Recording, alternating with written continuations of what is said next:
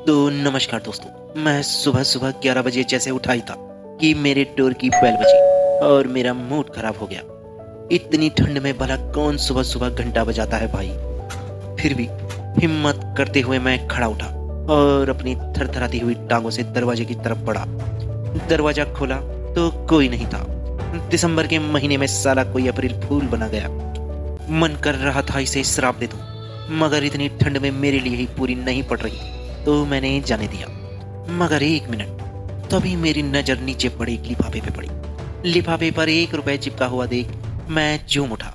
सोचने लगा कि कौन है जो ये गुप्तदान कर गया। मगर लिफाफा खोलते ही पता चला कि इसमें तो अगले मिशन की खुफिया जानकारी है।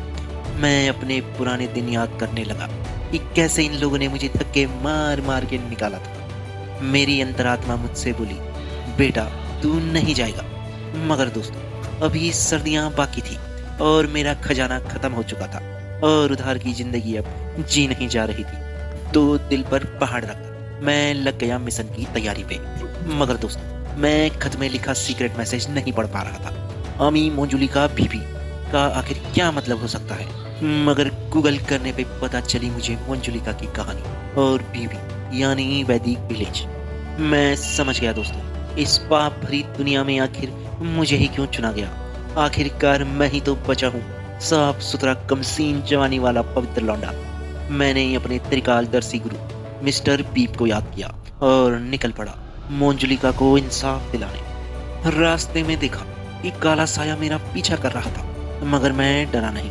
धीरे धीरे काला जादू महसूस होने लगा तो मैं समझ गया कि कोलकाता आ चुका है। दोस्तों, यहाँ के मुझे एक बात पता लगी कि जिस मछली को हम जल की रानी मान रहे हैं, यहाँ के लोग उसको तेल में फ्राई करके खाए जा रहे हैं। ये जगह मछलियों के लिए बिल्कुल भी सेफ नहीं थी। लोगों की जहाँ पूरी जिंदगी बीत जाती है कोठी और बंगला बनाने में, मगर यहाँ के लोगों को तो विरासत में ही बंगला मिली हुई थी।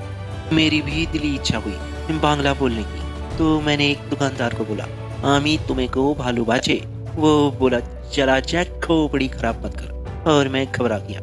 यहाँ आके पता चला कि यहाँ रसगुल्ला बहुत फेमस है और जगह जगह मिल जाता है। तो मैं पान वाले के पास गया और बोला, अमी रसगुल्ला जोइछे।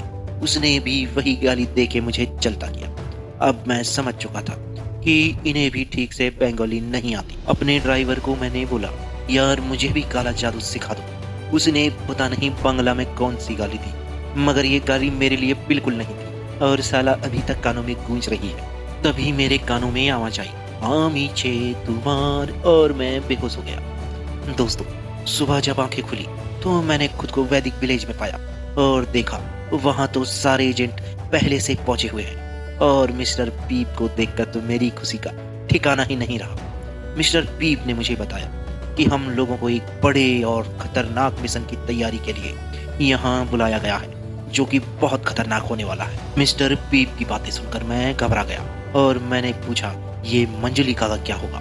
तो मिस्टर पीप ने बताया, उसको हमसे पहले भूल भुलैया वालों ने पकड़ लिया और उसकी सुनवाई कोर्ट में अभी चल रही है। और साथ ही में बताया कि ट्रेनिंग के साथ साथ अभी तक के कामयाब मिशन के चलते हमें काला नाइट प्रोवाइड कराई गई है। काला नाइट का नाम सुनते ही मेरा गला अल्कोहल के रसपान के लिए नाइट का इंतजार करने लगा। दोस्तों, साथ ही मुझे मिला पूरे 2 महीने का मदिरा स्टॉक, जिससे मेरी ठंडियां अब गर्मी में कटने वाली थी।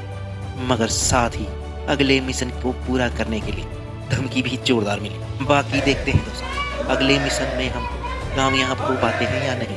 तब तक के लिए लहरा के बल खा के दुनिया भुला के नाच, बाबा जी की बूटी ना मिले तो पी के पिला के नाच।